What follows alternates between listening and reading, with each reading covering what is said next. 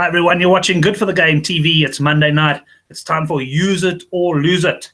Well, it's 9 o'clock here in South Africa. Probably not the best decision to have a show on a public holiday and while the baby box are playing against France in the semi-final of the World Under-20s. But anyway, what can we do? We have set the show up, so we'll go for it. And if you're not catching it live, well, hopefully you'll catch the replay. Well, on tonight's show, we're going to be talking about a couple of topics. First and foremost, we want to have a look at the state of New Zealand rugby. Things perhaps not quite what they were, but we don't want to just talk about that as South Africans. So we organised a New Zealander to join us in the studio for that one. And then we'll also have a look at Super Rugby. Donovan in his show had a bit of a rant about some of the negativity in the South African press, and I think he's got a good point there. We'll talk about Super Rugby. Was it a success for South African team so far, or have we actually gone backwards? We'll also perhaps just have a look at the format, which always comes up as well. Let me start, though, by introducing you to the guests. And just to mention, if you are new to the show, please go down below the video and hit the subscribe button. I'm going to start in Invercargill, New Zealand. His Twitter handle is Cornflakes Crib, and it's Steve. He's joining us from a place where I don't think he sees the sun very often. How are you, Steve? I'm very good, thanks. Good to be here. Good to have a chat with you guys. And good morning or good evening to all your viewers out there. I apologise in advance, but it is 7 a.m. for me here, so I'm still half asleep. But it's good to be here, have a chat with you guys. Excellent. We really appreciate you coming on. And also just to mention, as we said up front, I know you've got to go get work done and stuff. So once you've chatted long enough, feel free to disappear. And I've no doubt we'll have you on the show again in the future. Well, a man who's recovering from a weekend of heavy betting, I can tell you he was involved in all sorts of action. I think he did okay, though. It's Couch Critic, Hein de Mont. Hein, how are you? How's it, Brent? No, it's good. Yeah, it was a good betting weekend, so all good my side, and nice being here again, man. Excellent. Looking forward to talking about New Zealand rugby. Yeah, definitely. Of course, I'd rather talk New Zealand rugby than South African rugby at the moment, Brent. Fair enough. And then joining us, he's down from the Cape. He's put his own video up, and I'll put a link to that at the end of the show as well. He's reviewed all the matches of Super Rugby, all 7 games this weekend. It's Donovan, or Unbiased Rugby. Donovan, good to have you back on the show. Oh, thanks a lot, Brent. Excellent. Apologies for the dog barking in the background, if you can hear it. The dog's about 104 years old in human years and just barks at shadows and stuff these days. But let's get cracking. And Steve, I'm going to go straight into you. Having a look at the, New Zealand. Well, I guess they still got a lot of teams through the playoffs. The Crusaders still top the log, so it's tempting to say business as usual. But I want to sort of go back a step to the breeding ground of New Zealand rugby and have a look at the performances. You probably haven't got a chance to watch many of them, given the time they would have taken there. But the baby black side, or the All Blacks, I think they're still called the All Blacks, just hasn't been the sort of dominant force that what we've experienced in the past. I mean, they didn't win it last time out, and I mean this a little bit earlier today they were beaten by Wales. In the 5 to 8 place playoff. Is that a major concern for New Zealand rugby? Because to us on the outside it looks like, oh, okay, maybe the things are not quite what they used to be. Yeah, not really. To be completely honest with you, under 20s does very, very much slip under the radar here. It doesn't get a huge amount of airtime, if you call it that. Yes, success, comeback for the trophy, that does. But anything else very much falls under the radar. So much of a concern. I mean, they've been here in the past, haven't they? The under 20s, they've had a few bad seasons. They quite often bounce back following that as well, straight after. So, yeah, I wouldn't call it concern. I don't think that is a reason to think that New Zealand rugby is on a downward slide, because I think a lot more happens following that stage of things that really contributes massively to a player's development. So, yeah, I think most people in New Zealand probably, unless they're really diehard rugby fans, probably have no idea what's going on with the under-20s at the moment. And they are still called Baby Blacks, I think. Oh, they are still called the Baby Blacks. Okay, Simdic making the comment, if getting 4 out of 5 teams through to the playoffs is in decline, then I don't know what success is defined as. And I guess, Hein, it's a fair comment that, because, I mean, look, as I say, Crusaders are still top. We're big. I mean, we love the Crusaders. When we bet, and I must say, I tend not to come at these things so much from the heart as the head.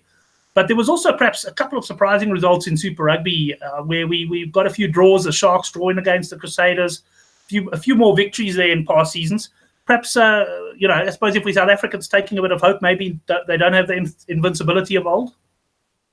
Yeah, Brent, I think there is a bit of a degree of nitpicking and hoping for the best and trying to see some chinks in what is a very, very strong armor. If you look at the log, it's if it was a normal log, it would have been Hurricanes and Crusaders, or Crusaders and Hurricanes 1 and 2. So I mean, let's be honest here. It's called a spade a spade. They're still top of the pops there, and even we've been saying it from a betting front that listen, this Hurricanes team isn't as good as they've been in previous years, and they still finished second. So I mean that has to tell you quite a lot about it. I think where we're coming from is it's been a surprise to see a team like the Bulls, have semi-success in New Zealand. So that's been something maybe positive and maybe negative for New Zealand, and the same with the Sharks if they draw in Christchurch. But I think that's just a normal up and down, and I don't think we should be reading too much into it, even though we really want to. And I mean, maybe we shouldn't be doing an overreaction just because the Blues went great. They just something's wrong with the culture there. But I think the big thing to touch on there is what Steve said is, I think it's the complete mirror image of what happens in South Africa. I think a lot of coaching, a lot of development, and a lot of upskilling happens at school, because we've almost got academy systems at school. By the time these guys get to under 21 rugby or under 20 rugby now, they're already pretty much operating at their highest level. And I don't think there's a big step up to these guys going into a Super Rugby system where the opposite is true in New Zealand. As we heard it, it's almost like the upskilling really starts from the under 20 part for the New Zealanders. And I think that's where the big difference in parity is there between the two countries. And I think that's actually something to look at. I know we've always said, I don't know, the last 10 years and before that, the last 5 years, we said you got to copy the Aussie model for 5 years, and then the last 10 years we just want to copy the Kiwi model.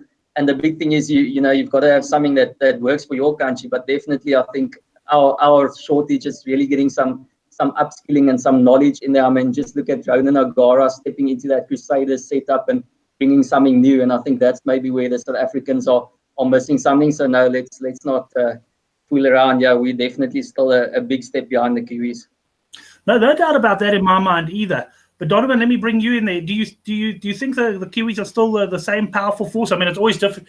I always find they time their run to the World Cup well, so it's also difficult to read too much into the World Cups there. But or is it just maybe a question that the Northern Hemisphere teams have frankly got a lot better?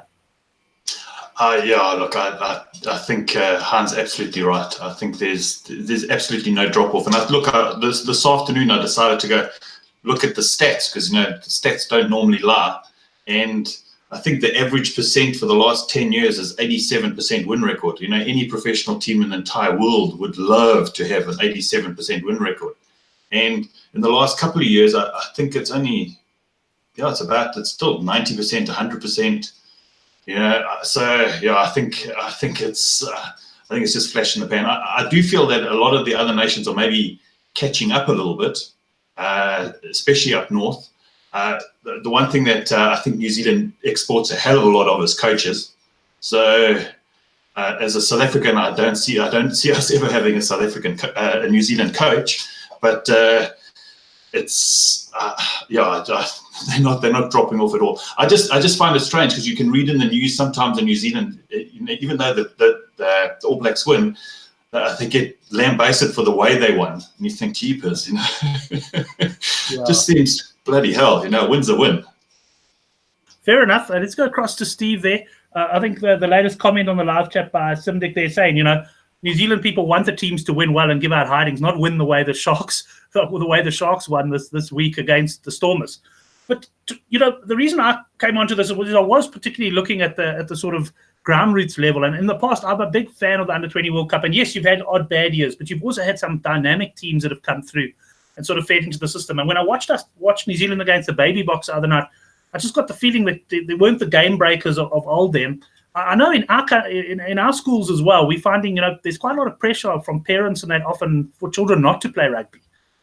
For example, a school with a certain amount of players might have had 4 under-14 rugby teams a few years ago, and they're now down to 2 under-14 rugby teams. The standard's still pretty high, but the depth may not be there. I mean, is that sort of thing happening in New Zealand, or do you think it's as popular at sort of schoolboy level as it ever was before? I think it's definitely got a lot more competition from other sports. That is definitely on the increase in New Zealand. Things like basketball, football, definitely launching up in terms of numbers and the attraction that it gets from outside sources. So the impact of Stephen Adams in the NBA is huge at the moment in New Zealand for young kids. And of course, the fact of having a professional football club here with Phoenix, not been around that long. It's gaining momentum. Success, breeds kids to that direction. So I think that is definitely having an impact. But rugby is still by far the number one sport. And yeah, you're right in what you say before with the way that the All Blacks play, and that it is very much they can win. They can win by heaps. But they still do get pretty much hammered in the media over here as well. So it's still number one. And the kids, I think it's still go-to, but they've got a lot more choices now. You see a lot of kids come through that will be, a schoolboy at 3-4 different sports, and ultimately they've got to make the choice where they want to go. And especially with other sports now getting out there, there's money, it's professional, and everywhere they go now. So that's not as big a factor as it used to be. So definitely the competition has stepped up a gear, and that's just, they've got to make a choice, and that's where the big thing comes in. It's about at that under 20 level that they have to make that choice. When they go from there, do they depart or do they go on something else, and where they're going to go? Even they do have a guy there at the moment that just finished a World Cup in another sport, and I can't remember exactly what it was, but it just goes to show he's gone from that bang straight over to the World Cup for the under 20. So it's massive, but only one could be chosen, sadly, for them. Right, and tell me if sevens rugby, because sevens is another thing that New Zealand they went through probably a decade of total dominance in sevens, and they're still very competitive. They still win tournaments, but Fiji have sort of been the dominant team of the last years. We've got USA coming up. Is that something that gets quite a lot of press over there? I do watch, what's the show called with Jeff Wilson and that show? They talk about the sevens quite a lot. They're sort of weekly show on Super Rugby. Is that a sort of a concern or not really? Is it just an acceptance that also goes in phases? I think it's part of the process. The overall process of things. I think it's a lot more concerning than people will find under 20s, definitely. But I think the sevens is very much, they get what's left over in a case, or they have to unearth these young guys coming through the scene, because they're not going to just go out there and go, hey, we'd like to take Rieko Ioane away to the sevens this weekend. I mean, look where he started. He started from nothing, going through that phase. So it's part of the process. And that's what I talked about earlier with the under 20s. They get there, but there's so much more development that can go on after that. So, for those outside back players, it's going to sevens, stepping through that, going through that grueling training that they do to become fit and super fast, all that sort of thing. Then they go on to domestically, Mitre 10 Cup, things like that. So I think there's a lot more that goes through the process than just being like, hey, here's our best sevens players, go play out like a lot of other countries do. And to be fair, those countries, the states, you talked about them, focus massively on the sevens. That is a huge target for them. And I mean, nothing against that. That's great. And it's great for the game as well to have those guys competitive. But I just think for New Zealand, it's not a number one priority, and 15s is definitely still up there. And it's always going to be a second grade, if you will, a really bad way to call it. But for the overall scheme of things, what they want to do, the All Blacks is that number one pinnacle, and the best players are always going to play there regardless of anything else. Right, just welcome to Andre in the live chat, and also Fat Exorcist, if I remember correctly from last week, is a Blues supporter. So Fat Exorcist, I can tell you, I was absolutely furious on the weekend. I changed my Super Brew from Hurricanes to Blues when I saw the team news, and at 24-5 at halftime, I really thought the Blues surely had to kick on and win that. But guys, thanks very much. We'll move on to Super Rugby in general now, because I think it's safe to say the overriding opinion is don't write the New Zealanders off, or don't read too much into that. Or Han, you got anything else to add there?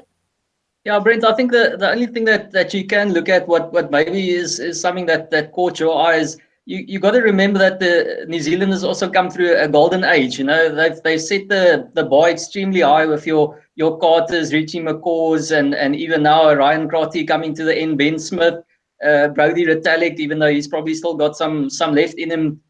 So it was a real golden age, and you can't expect them to be at 110%, for 20 years. Somewhere along the line they're going to dip, and it's in a good system to make sure that you just dip to 90 and not down to 80. And I think, if you are Villiers and people like that, Moanga now, they've actually done Adi Sevilla, still got loads in him. So they've got a good system where, the next crop is going to come through that's really going to be able to toe the line there. And the big thing to remember as well is that they did win the 2017 under 20 championship. So it's not like there wasn't anything. So, if that they should be feeding into the system now. So I don't think there's as big a problem, but maybe there's a slight step down. And, And we could see that it could be a little bit more competitive just after the World Cup for a year or two, as they also try and reshuffle and get their ducks in a row for their next cycle of domination.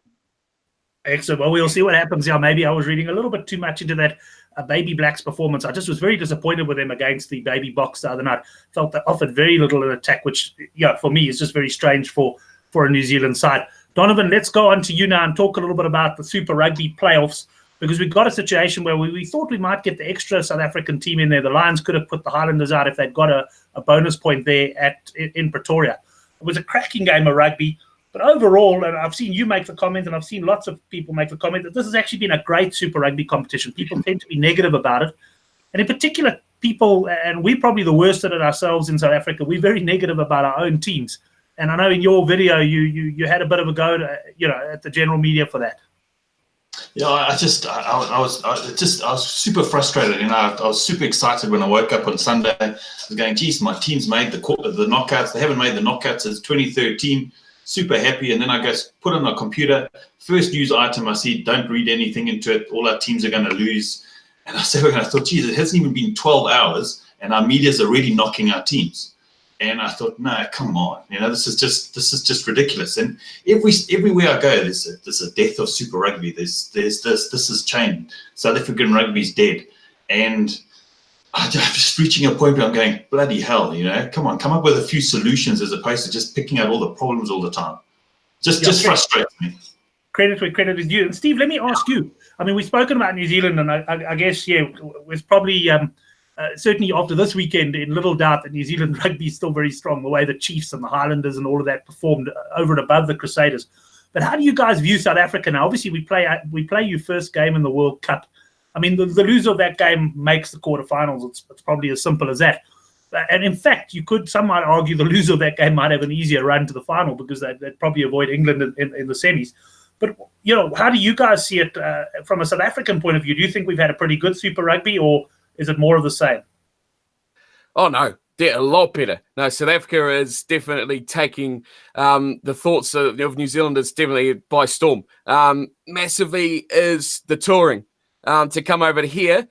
People don't watch South African games here, unless, again, you're a diehard that stays up all the night. But they watch it when they come here. And to see them come here, get draws, get results, really lift their performance, that singularly alone has massively changed the opinion. Now, I think South Africa has gone leaps and bounds this season, and they are going to be a tough nut. This year, I think World Cup-wise, Rugby Championship is going to be a massive change because, yeah, they've got to flow on, but it's getting those four teams into one to cohesive unit, if you will. That's going to be the challenge for them. But as a Super Rugby unit, yeah, 100% way better. The concern now massively is still Australia. So it's good to see South Africa picking it up because they've always had that potential, and I always found South Africa so frustrating because such a great team, such great players, individually on paper, they're all brilliant, but then they turn out and they just seem to fall apart, especially when they're in the biggest spotlight here, which is we're in Australia and in New Zealand, which is when everyone watches them and everyone goes, oh, wow, they were rubbish, weren't they? And I mean, yeah, but go watch them over there. But no, it doesn't happen. So that's their big spotlight for here. That's how people see them. That's how people view them. If they don't perform here, the general consensus is they're doing very poor. So they are definitely up in stocks for the general public over here. Are you expecting a close game in that World Cup opener? Oh, yeah. Oh, hell yeah. It's going to be a cracker, isn't it? It's going to be an amazing game. I don't think anyone can take this game as a result either way. I think South Africa, All Blacks is always a big clash. And it's great that hopefully this year we might get that old school rivalry back where you just don't know when it's going to happen. It's great because South Africa is a great rugby nation. The Springboks are a great team, and they deserve to be up there with the best. They deserve to have that reputation as being a dangerous side. And, I would not be surprised if the All Blacks go into that and with the loss. It just the way they've played so far, they are playing at a great level. And so I can't wait. Bring it on. Yeah, certainly can't wait for that one. Couch, I can see you can't wait for it either. On Super Rugby, what do you think? South Africa decent here or disappointing here? I think the one thing we have said about South African teams, and I've heard Paul from Driving More say it a few times as well, we've been most of our teams have been very inconsistent. We've turned on some, that Bulls performance on the weekend was superb. They put in some good performances in New Zealand, but in between that, all of the teams seem to put in some really mediocre shapes. Yes, exactly, Brent. I mean, you've got the Sharks that go and draw to the Crusaders, but they lose at home to the Reds. It's just you can't believe it. So I mean, you can understand in a sense a little bit of the frustration. I didn't really care whether the Sharks won or lost at Newlands, because I just think it's going to be game over next week in any case. So it's just a stay of execution there personally. So I suppose I fall in the category there that Donovan is not too chuffed with. But I mean, if you're winning 7 games and losing 8, then I don't know whether you should be rewarded and said thanks for coming, stay in the tournament. That's I mean, as a coach, you're winning less than 50% of your games and you're being given a pat on the back. So something is wrong there. But at the same time, just sitting here, you have to say that a tight, competitive Super Rugby where you've got teams beating each other and you're not sure who's going to win and who's going to lose, as we've mentioned, is also a good thing. I mean, that's obviously what the creators and what the decision makers want to see. They want to see guys. They don't want to see someone running away with it. They want it to be close, and that's good. I don't know what's happening on my screen now. No, sorry, Ben. I don't know why. For some reason, it was stuck on Donovan, so I just did a few manual things here, so we can see your mug. Oh, we should have kept it off. So no, that's the way it is. I think that's a good thing, and especially in the South African conference, it was very, very up and down, and no one ran away. In fact, the only non-South African team did kind of run away with it. So, but the rest were up and down, which I suppose is a good thing. But I don't know. We'll probably get back to it. But I still think there's something not quite right with the format, having the 8 there. But as a general rule, no, it wasn't all bad for the South Africans. And if you're Rassie Erasmus, I think you're sitting back quite content at the moment that some guys really put in some good performances, and there was enough to get excited about. Well, Donovan, bringing you in now, going on to the quarterfinals next weekend. Obviously, the South African sides, we know that they've got to travel, and yes, there is a temptation to say no chance. Although I do see quite a few people are actually giving the Bulls, I don't want to say they're going to beat the Hurricanes, but certainly if I look at the bookmakers have set the handicap at about 13 points. So a lot of people saying the Bulls can push this Hurricane side if they can play to the sort of level that they played against the Lions. Do you see realistically any of our sides winning their quarterfinal match? You asked me a question and I don't want to be negative.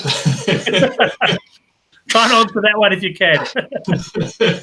Look, I just think if the Bulls go across and they play the same kind of style of game that they played on Saturday, where they just think, who cares? Let's just throw the ball. Let's play an expansive game. Let's play to their strengths. Instead of what happens is we tend to go so conservative, because now we're going into the playoffs that we end up playing 10-man rugby, and it just becomes very frustrating. Or we have a kicking game instead of just trusting the players outside of you and just play. That's all I'm saying. Just literally just go there. You don't even. No one's expecting you to win, so you might as well just go out there and just play your heart out. That's what I'm hoping. I just hope they arrive there and they just decide, come on, let's just try something. Because if I look at that Saturday game, we saw that one maul move that they did, which was pretty impressive. It was a forward from the line out. I thought that was just amazing. But there was another part in the game near the end of the game where they did a reverse from one of the rucks, and that was another great move that was in the game. And I just sat back and I thought, and I was watching this and I thought, 3-4 years ago, who would have ever thought that we would have had a South African team playing expansive rugby, and now we've got 2, and I just think it's a good sign, and that's the kind of rugby we should be playing to compete. That's just my opinion on that. I'm not saying that we need to lose all our traditional strengths of good defense, good big forwards. We don't need to lose all of that, but we need to have something a little bit different to compete at Super Rugby. But coming back to the Super Rugby question, I think losing the conference system is going to be great for the South African sides. It sounds quite strange. I just find the conference system rewards mediocrity. You don't have to be the best to actually get a home semi-final or a home final. And I'm looking forward to those days when you actually have to be the best to be on the top. Yeah. Steve, what do you say to that? Because, I mean, if you look at it from like the Hurricanes perspective, like how Hein mentioned, I mean, they were pretty much the second best team, but they're probably gonna play in a away semi-final most likely, and that seems harsh on them. Would you also say that the current system is flawed?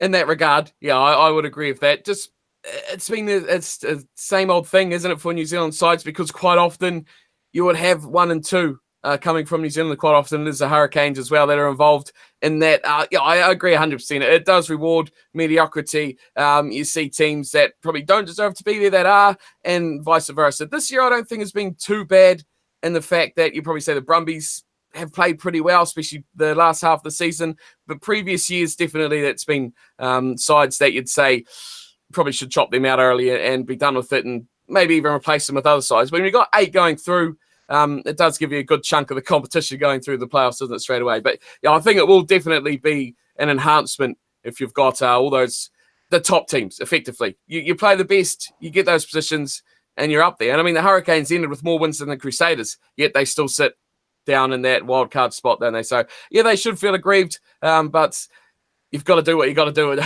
I mean, they've got a tough road to try and get there, and they're going to have to beat, like say, one of those teams away, provided they can get through the quarterfinal first, which won't be an easy task.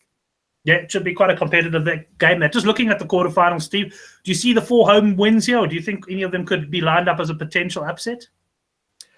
Well, you'd say favourites, yeah. Favourites definitely would be. But the South African teams, we talked about them, but I just don't know what to expect from them. Their unpredictability, I guess you talked about before, but the fact is that they can travel on the road and they can actually put on a decent one-off show to stun the best. I quite like the Highlanders' chances. We've been impressed by the Crusaders, but now that we watched that last round, we've seen what the Chiefs did to the Rebels. Doesn't look quite as impressive, does it? So the Highlanders are definitely one of those. They're the perennial underdogs, aren't they, from previous years? No one ever expects them to do well. They always exceed expectations. And the Crusaders team that's just been lying in wait for the last week definitely could be right for the picking, but you just don't know what sort of percentage they're going to fire out on. If they come out firing all guns blazing, I don't think there's a team in the competition that could potentially take them out. The Jaguares, I love the Jaguares. Put them in for me. I don't care about the Chiefs. Put them straight into the semi-finals. And Hurricanes and the Brumbies got a tough ask. But if that South African teams turn up, then they're definitely in for shout. So I would not be surprised to see a couple of upsets, and it would be great if there was too. Keep South Africa in there, I think. Keep at least one side in there, hopefully. Certainly would be nice to have a South African side there. And Couch, I see Andre suggesting in the live chat that the Sharks could perhaps be that side because of their strong record on the road. They have done well on the road. But I do feel, I must say, as far as the Australian conference goes, that the Brumbies have been head and shoulders above the other Australian side, certainly in the second half of the season. And I'm not sure the Sharks are going to be able to roll them there in Canberra.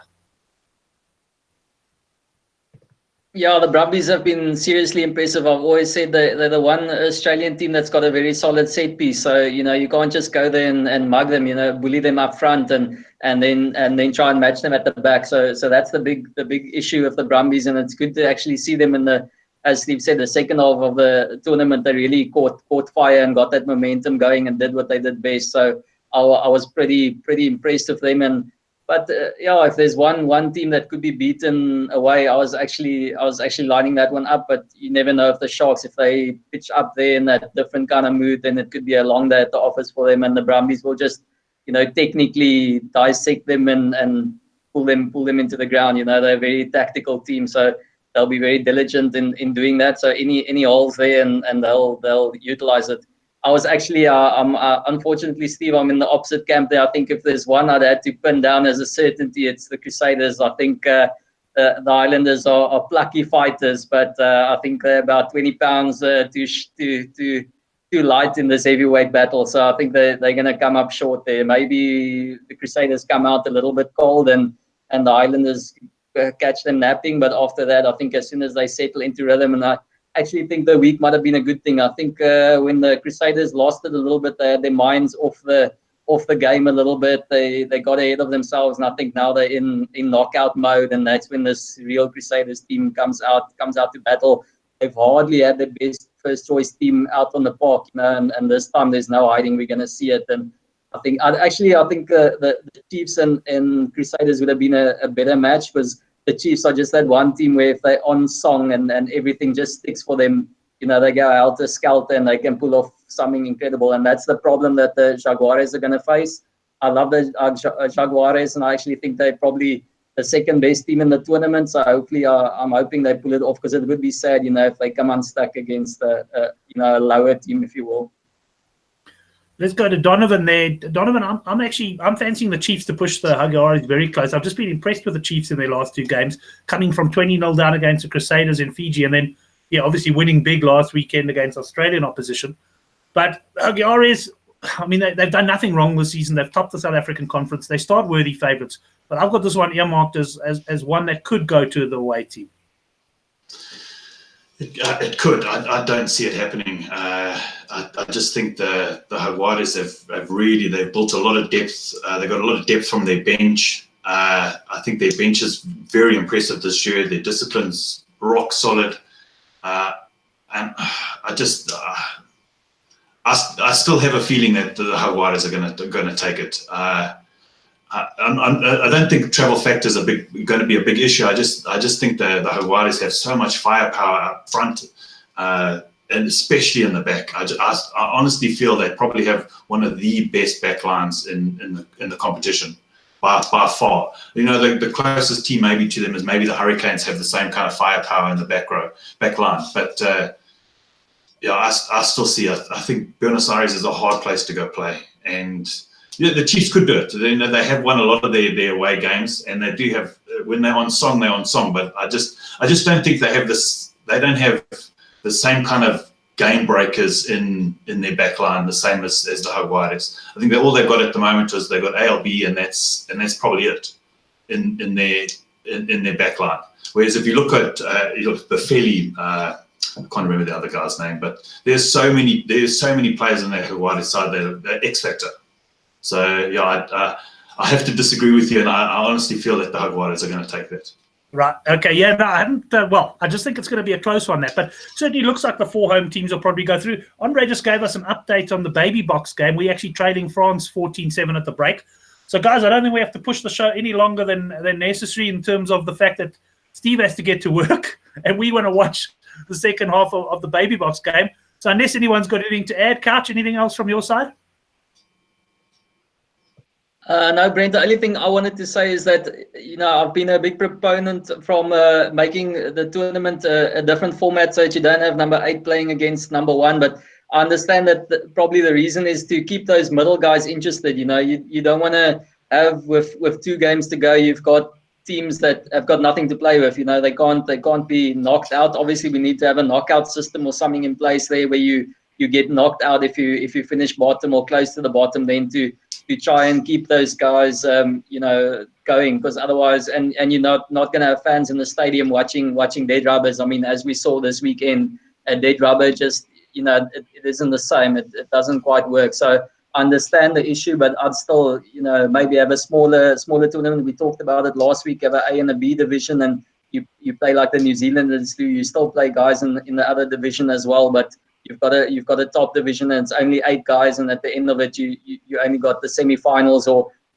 I actually like a top 3 system where the finalist, the top guy goes straight to the final, and number 2 and number 3 plays in a semi-final. So that's the kind of thing that I'd like to see change, because this is just, if the Chiefs did finish 8th, or let's say the Highlanders do the magic, it's heck of unfair. I know you'd say that, okay, the Crusaders slipped up against the Highlanders in the quarterfinal, they deserve to be out. But if you've done it for 15 weeks on end, and it was the same as they were last season, let's say, and they only lost 1 game, and now they come into the quarters and they slip up and it's game over, it's just something's wrong with that system for mine.